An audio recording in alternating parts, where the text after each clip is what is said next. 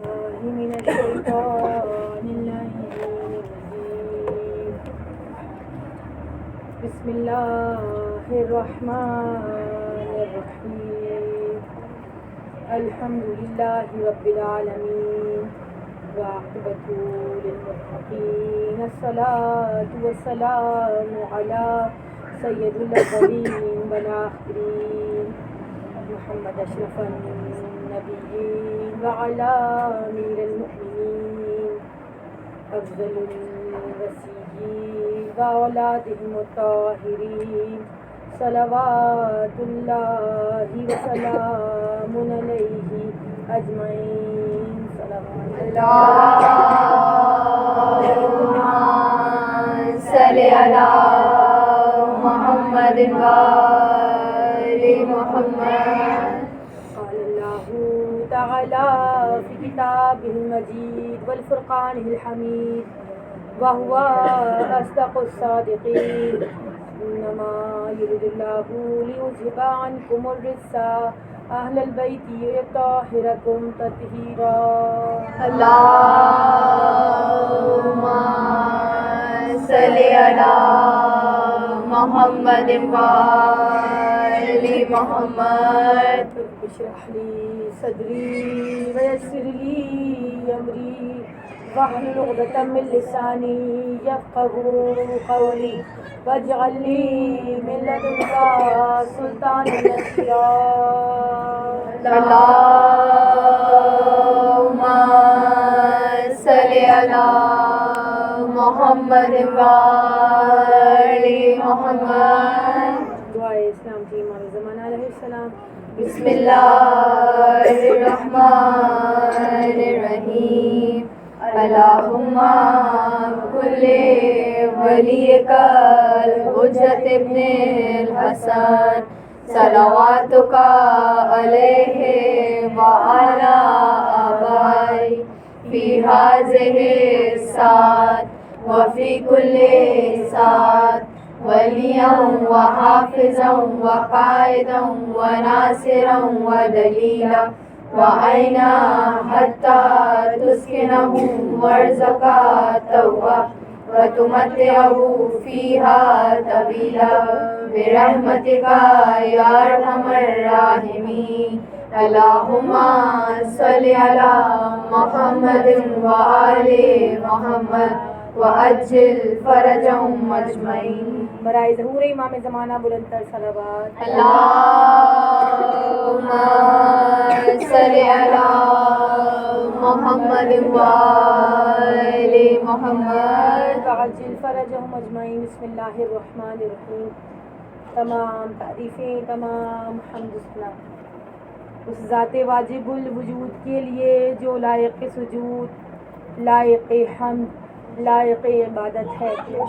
تمام تعریفیں زیبا ہے تو فقط خداوند کریم کے لیے جس کی ثنا تک بولنے والوں کی رسائی نہیں اور نہ کوشش کرنے والے اس کا حق ادا کر سکتے ہیں. وہ خالق ہے، مالک ہے، علی کل شیء قدیر ہے، رضا کا مالک ہے.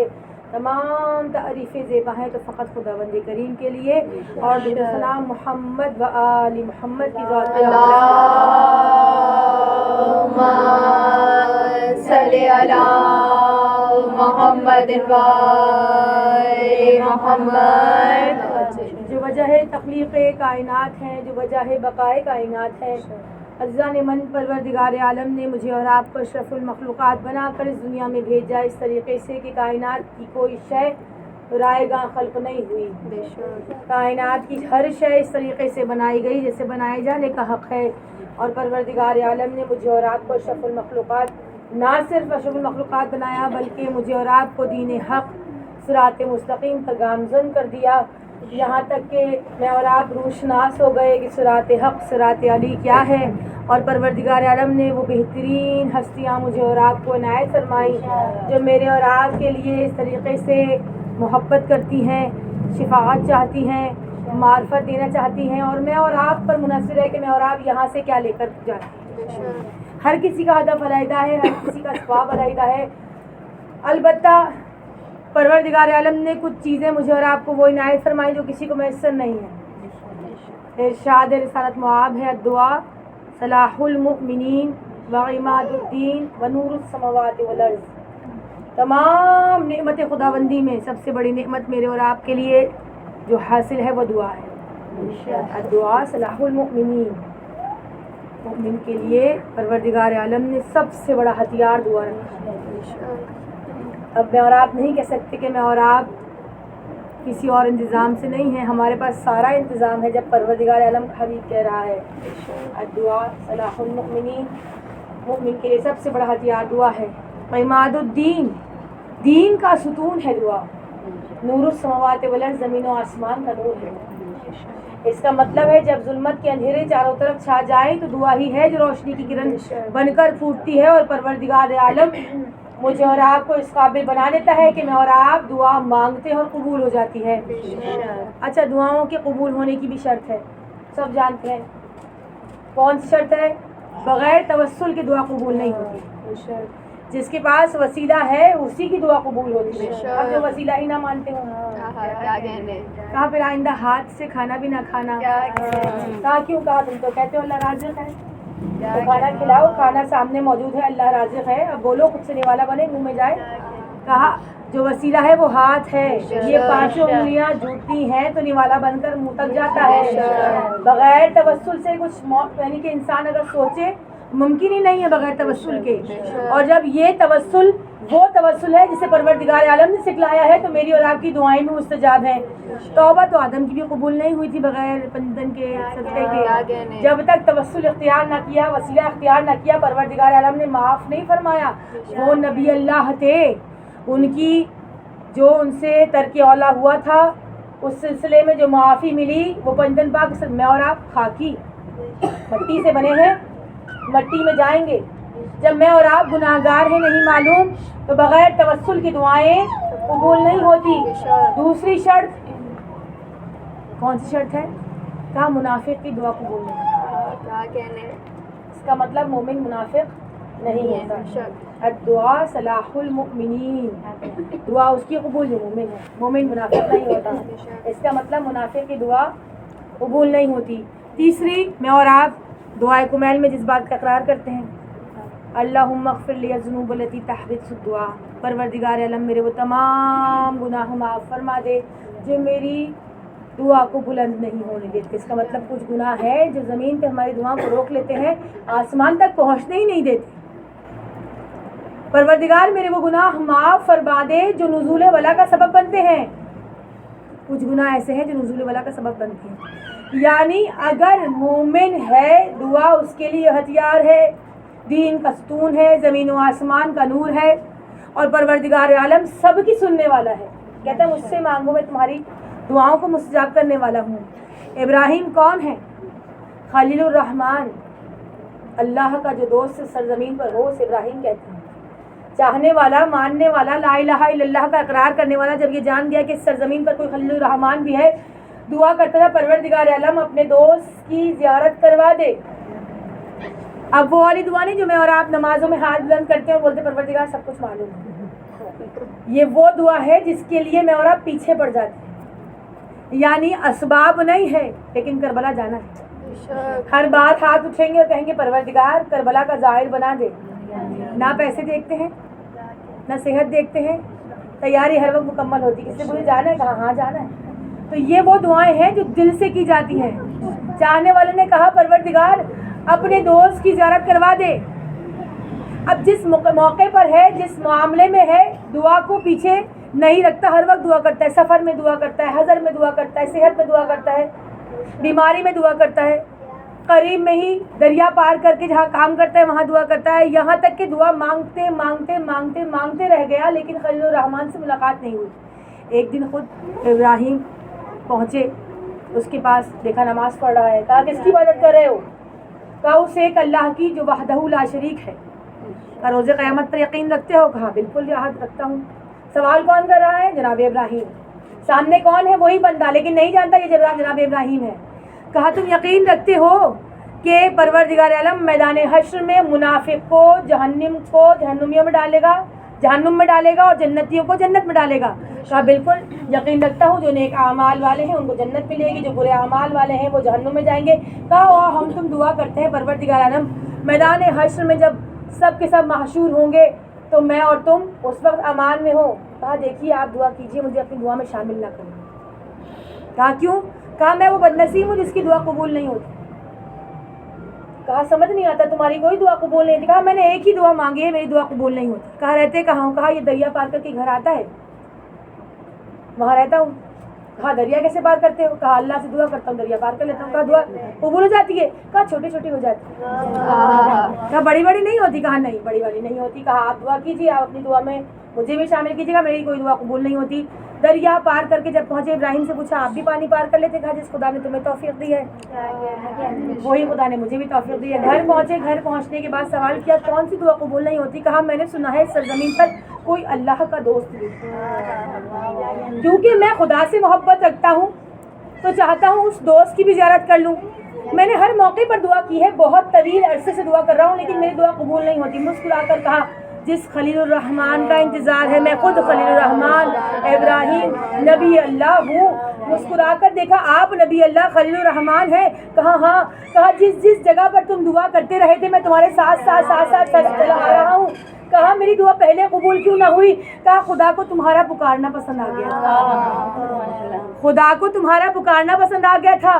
तुम रुजूए कल्ब से दुआ करते थे, परवरदिगार आलम फरिश्तों में फ़ख्र मुबाहत करता था देखो मेरा चाहने वाला आज फिर मुसल्ला बिछा कर बैठ गया है, दुआ मांग रहा है। आज फिर मेरा चाहने वाला मुझसे दुआ मांग रहा है और मुझे उसका पुकारना इतना पसंद है। कहा आज तुम्हारी दुआ कबूल हुई है और परवरदिगार आलम ने वो अरसा जिस दरमियान में तुमने दुआ की है इसका सवाब तुम्हारे नाम अमल में लिख दिया है। इसका मतलब है दुआ तर्क नहीं करनी चाहिए, ना कबूल हो तब भी मांगो, क्योंकि परवरदिगार आलम ने कहा है मुझसे मांगो मैं अता करूं। और अगर कोई दुआ ना करे, कहा अगर कोई तमाम नेमत सरशार हो उसको कोई ज़िंदगी की ज़रूरत ना हो तो समझ जाओ खुदा ने इस नेमत इस रहमत से दूर कर दिया है कि वो दुआ नहीं करता। और बाज़ वक्त जब मेरा और आपका दिल सख्त हो जाता है तो दुआ नहीं की जाती। क्यों? उस वक्त फ़ौरन से मुझे और आपको मुहासबा करना चाहिए, ऐसा कौन सा गुनाह हो गया?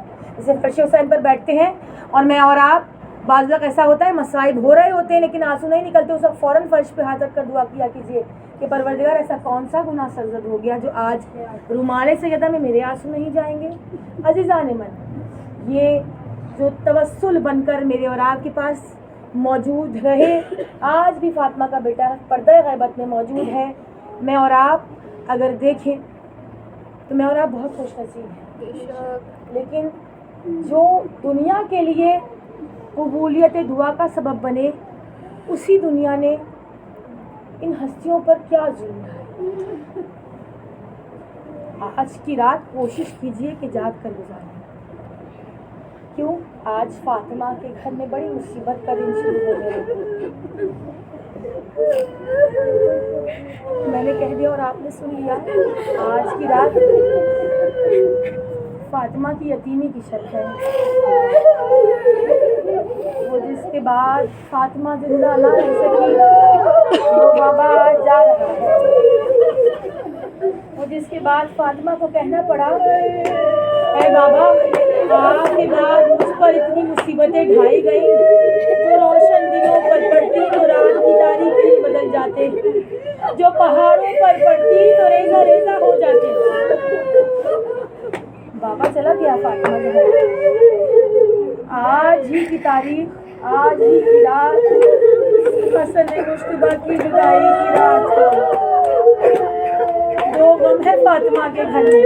आज बकैया से फातिमा चलकर आई होंगी, आज मदीना से रसूल खुदा आए होंगे। किसका मातम है? हसन-ए-मुश्तबा का मातम है।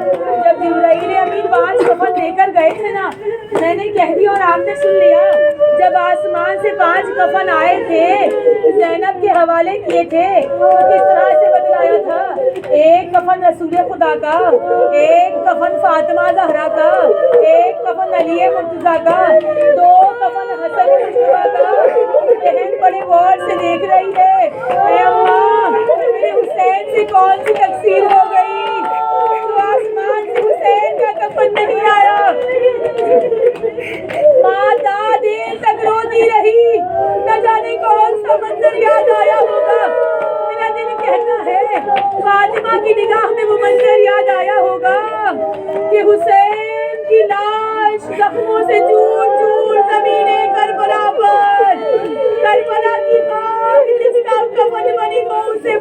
कहते हैं अलगर्ज वो लम्हा आया, मेरे मौला हसन दिन में रोजा रखा करते थे। जो रोजे रखता है उसे प्यास बड़ी लगती है।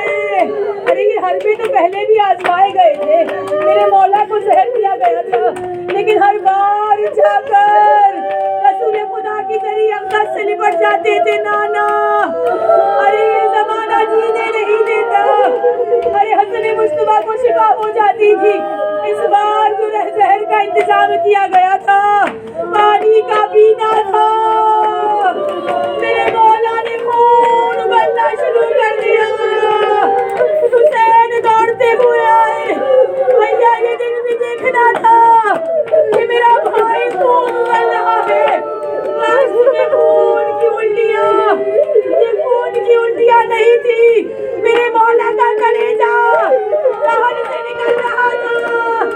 अरे कलेजे के टुकड़ों से भरा हुआ था। खुदा किसी बहन को ये खबर न सुनाए जो ज़ैनब ने सुनी। अरे कोई बहन अपने भाई के जाने की खबर ना सुने। ज़ैनब जल्दी आओ, हसन के पास वक्त कम है। जब ज़ैनब को देखा कि ज़ैनब सामने से आ रही है, हसन मुस्तफा ने कहा हुसैन की तरफ छुपा दो, मेरी बहनें आ रही है, ये खून के टुकड़े देख ना सकेंगी। मैं कहूँगी मौला, अरे करबला के मैदान में आकर देखिएगा, सामने ज़ैनब तेरा ज़रबों में सरे हुसैन जुदा किया जाएगा। बहन कैसे देखेगी? अलगाज जब इमाम के पास जनाबे ज़ैनब आई, तड़प गई है भैया, ये बहन तुम्हें रोने को जिंदा है। अलगाज इमाम हसन ने जब दुनिया को छोड़ा कासिम यतीम हो गए। अरे जब वक्त रज़ा करीब था, थोड़े लम्हे को अरे छोटे से कासिम बाग के सीने पर लेटे, आग का सीना फुका जा रहा था। माँ ने जल्दी से हटाया, हटो कासिम, बाबा को तकलीफ है, कहा फरमा थोड़ी देर मेरे बच्चे को मेरे सीने में रहने दे। अरे मेरा दिल कहता है मेरी इमाम की निगाह में वो मंजर आया होगा। अभी तो बाप कलेजा उतर रहा है, कल कासिम के टुकड़े मैदाने करबला में अलगाज जनाजा लेकर चले हैं। इमाम हुसैन अब्बास साथ है। अरे मदीने में रोज़ा रसूल का रुख किया, नवासी का हक है नाना के पहलू में दफन हो, जालिम ने वो जुल्म किया। अरे जनाजे पे तीर चलाए गए। इतना सुना जनाबे हुसैन ने जब देखा, अरे हाल कहा क्या कहा सुनेंगे? कहा लोगों, मैं अपने भाई का जनाजा वापस लेके जाता हूँ, तीर ना चलाओ, अरे माँ के पहलू में दफन कर दूंगा। अरे ऐसे में अब्बास अरे गुस्से में थे, जलाल आया अब्बास को। हुसैन ने कहा अब्बास ये मदीना है, करबला नहीं है। अरे बहनों ने देखा भाई का लाशा वापस आ रहा है। अरे दूसरा कफन मिला। अरे ज़ैनब ने रो रो के भाई के जनाजे से तीर निकाले। अरे कहते हैं हसन हुसैन के जनाजे में फकत दो ही की फर्क था, एक का जनाजा तीरों पर